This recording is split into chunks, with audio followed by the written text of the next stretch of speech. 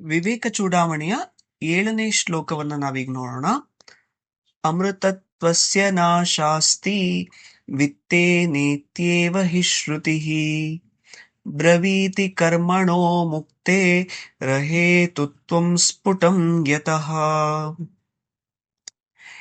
ಇಲ್ಲಿ ಆಚಾರ್ಯರು ಏನ್ ಮಾಡ್ತಾರೆ ಅಂತಂದ್ರೆ ಶ್ರುತಿಯನ್ನ ಕೋಟ್ ಮಾಡ್ತಾ ಇದ್ದಾರೆ. ಶ್ರುತಿ ಅಂದ್ರೆ ನಮ್ಮ ವೇದವನ್ನ ಕೋಟ್ ಮಾಡ್ತಾ ಇದ್ದಾರೆ.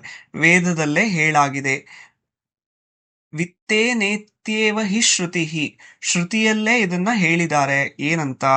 ಅಮೃತತ್ವಸ್ಯ ನಾಶಾಸ್ತಿ ವಿತ್ತೇನೇತ್ಯೇವ, ವಿತ್ತದಿಂದಾಗ್ಲಿ ಅಥವಾ ಇತರ ಇದರಿಂದಾಗ್ಲಿ ಇತರ ಬೇರೆ ಯಾವುದರಿಂದ ಆಗ್ಲಿ ಅಮೃತತ್ವವು ಸಾಧ್ಯವಿಲ್ಲ. ಬ್ರವೀತಿ ಕರ್ಮಣೋ ಮುಕ್ತೆरहेतुत्वं ಸ್ಫುಟಂ ಯತಃ. ಶ್ರುತಿ ಬ್ರವೀತಿ, ಶ್ರುತಿಯು ಹೇಳುತ್ತಿದೆ,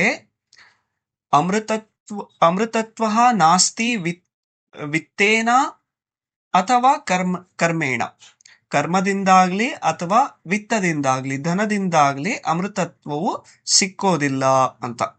ಈಗ ಇದರಲ್ಲಿ ಏನ್ ಹೇಳಿದ್ದಾರೆ, ವೇದದಲ್ಲಿ ಶ್ರುತಿಯಲ್ಲಿ ಏನ್ ಹೇಳಿದ್ದಾರೆ ಅಂತಂದ್ರೆ ನಾವೆಲ್ಲ ಸಾಮಾನ್ಯವಾಗಿ ಕೇಳಿದೀವಲ್ಲ, ಮಹಾನಾರಾಯಣ ಉಪನಿಷತ್ತಲ್ಲಿ ಬರೋ ಅಂತ ಮಂತ್ರ ಗುರುಗಳು ಬರ್ಬೇಕಾದ್ರೆ ಎಲ್ಲ ಹೇಳ್ತಾರಲ್ಲ, ಏನದು, ನ ಕರ್ಮಣ ನ ಪ್ರಜಯಾ ಧನೆ ನ ತ್ಯಾಗೇ ನೈಕೆ ಅಮೃತತ್ವಮಾನಶುಹು ಅಂತ.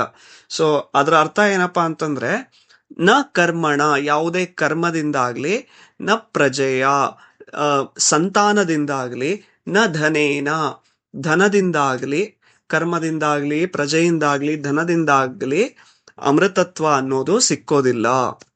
ಯಾವುದ್ರಿಂದ? ತ್ಯಾಗೇನ ಏಕೆ, ತ್ಯಾಗದಿಂದ ಮಾತ್ರ ಅಂತ.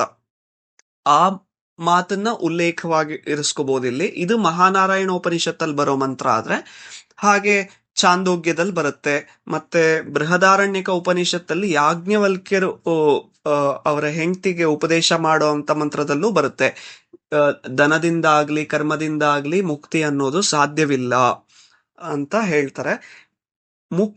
ವೇದವೂ ಕೂಡ ಇದನ್ನೇ ಹೇಳ್ತಾ ಇದೆ ಅನ್ನೋದ್ರ ಮೂಲಕ ಅವ್ರ ತಮ್ಮ ಮೇಲಿನ ಮಾತುಗಳಿಗೆ ಸಮರ್ಥನೆಯ ದೃಷ್ಟಿಯಲ್ಲಿ ಅವ್ರು ಇದನ್ನ ಕೋಟ್ ಮಾಡಿದ್ದಾರೆ ಅಂತ ನಾವು ತಿಳಿಬಹುದು.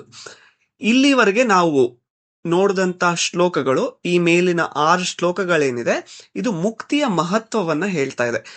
ಆದರೆ ಕರ್ಮವನ್ನ ಕೀಳಾಗಿ ನೋಡೋದಕ್ಕಾಗ್ಲಿ ಅಥವಾ ಧನವನ್ನ ಕೀಳಾಗಿ ನೋಡೋದಕ್ಕಾಗ್ಲಿ ಖಂಡಿತವಾಗ್ಲೂ ಅಲ್ಲ ಅನ್ನೋದನ್ನ ನಾವು ನೆನಪಿನಲ್ಲಿ ಇಡಬೇಕು.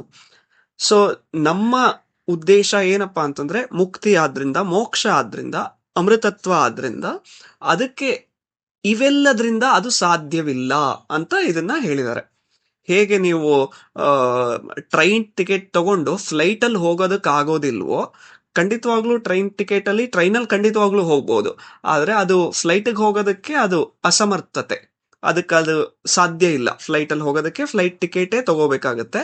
ಅದು ಯಾವುದರಿಂದ ಅನ್ನೋದನ್ನ ಅವರು ಮುಂದಿನ ಶ್ಲೋಕದಲ್ಲಿ ಹೇಳ್ತಾ ಹೋಗ್ತಾರೆ, ಜ್ಞಾನದ ಮಹತ್ವ ಅಂತ. ಅದನ್ನ ನಾವು ಮತ್ತೆ ಮುಂದೆ ನೋಡೋಣ. ನಮಸ್ಕಾರ.